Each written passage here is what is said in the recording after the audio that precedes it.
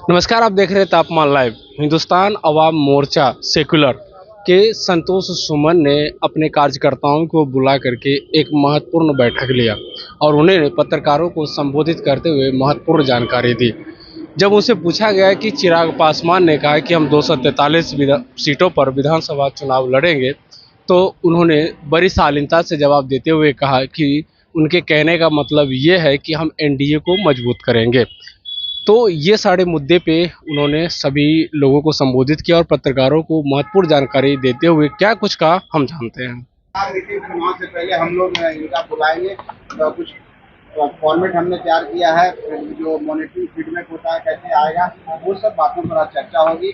और हम समझते हैं कि मीटिंग से हमारी पार्टी को एक नई धार मिलेगी और हमारी विचारधारा से भी एक नई ऊंचाई मिलेगी, और जो कि एनडीए को भी फायदा करेगा। और आने वाला चुनाव में हमारे कार्यकर्ता सभी विधानसभा में, सभी प्रखंड में और सभी पंचायत में कैसे हों, बूथ स्तर पर कैसे हम मजबूत रहें, यहाँ से एक आज हमारे जो प्रभारी हैं वहाँ जाकर के संगठन को मजबूत करेंगे। इसीलिए आज हम लोग यहाँ पर कार्यक्रम दिए हैं और समझते हैं कि बहुत बढ़िया हमें तो चिराग पासवान जिस तरह से कल सारा में रैली किया और उन्होंने ऐलान कर दिया कि वो चुनाव लड़ेंगे, साथ ही उन्होंने कहा कि जो सभी 243 सीट पर चुनाव 243 सीट पर उन्होंने ये नहीं कहा कि मैं चुनाव लड़ूंगा, उनकी पार्टी लड़ेगी। उन्होंने कहा कि 243 सीट पर चिराग पासवान की भूमिका होगी।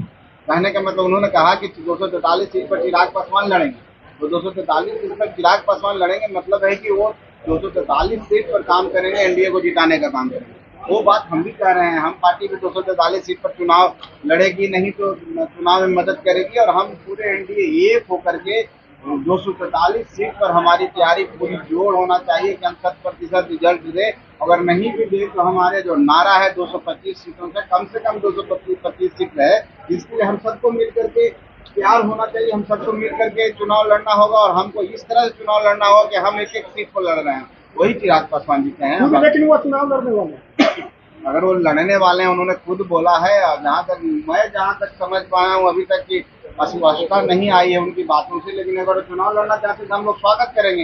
ये उनकी मर्जी है, उनके पार्टी का विषय है, उनके कार्यकर्ताओं का विषय है। अगर उनके कार्यकर्ता, उनकी पार्टी है, स्वयं चाहते हैं कि हम बिहार विधानसभा का चुनाव लड़ें और वहाँ का से रिजाइन करें, तो स्वागत है। और हम उनको शुभकामना देते हैं। वो आए, बिहार में चुनाव लड़ें और बिहार की जनता का सेवा जिस रूप में करना चाहते हैं, एनडीए को मजबूत जिस रूप में रह के करना चाहते हैं, हम उनको स्वागत करते हैं। राहुल गांधी करते हैं, राहुल गांधी या सेना पर टिप्पणी करते हैं। आपने जिस तरह से देखा था कि माननीय प्रधानमंत्री जी ने आतंकियों पर जो वार किया था, वो उस पर भी वो टिप्पणी कर रहे हैं। और हमारा देश का जो मनोबल है, हमारे सैन्य ताकत का जो मनोबल है, हमारे सिपाही जो सरहद पर लड़ते हैं उनका मनोबल गिराने में काम कर रहे हैं। और किस तरह की अभद्र टिप्पणी कर रहे हैं उस पर मैं टिप्पणी नहीं कर सकता हूं। तो राहुल गांधी देश विरोधी नारों के लिए जाने जाते हैं, राहुल गांधी देश विरोधी कार्यों के लिए जाने जाते हैं। इतिहास कभी माफ नहीं करेगा। कांग्रेस का जो हर्ष हो गया है ऐसे नेताओं के कारण हो गया है। हम समझते हैं राहुल गांधी जब तक रहेंगे कांग्रेस और नीचे जाएगा, जीरो पर आ जाएगा। इसलिए राहुल गांधी जी की बातों को हम ज्यादा क्या लगता है राहुल गांधी के मैच फिक्सिंग वाले बयान को किस रूप में लेते हैं? बिहार में भी मैंने कहा ना कि उनकी बात इस तरह का है। देखिए, अगर इस तरह की बात वो करते हैं, इसका मतलब पहले वो मान लिए कि हम यहाँ से चुनाव हार गए।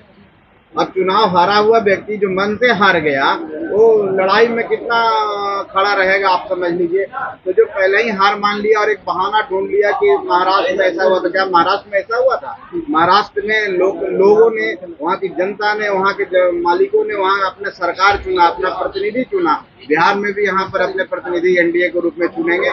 और वो समझ चुके हैं कि यहाँ पर उनके दाल नहीं गलने वाली है, इसलिए इस तरह की बातें करके लोगों को बरगलाने का काम कर रहे हैं। और आज चुनाव के बाद जब उनको बोलने के लिए कोई पूछेगा, आप जैसे लोग पूछेंगे, तो निश्चित तौर पर यही कहेंगे कि मैच फिक्स था।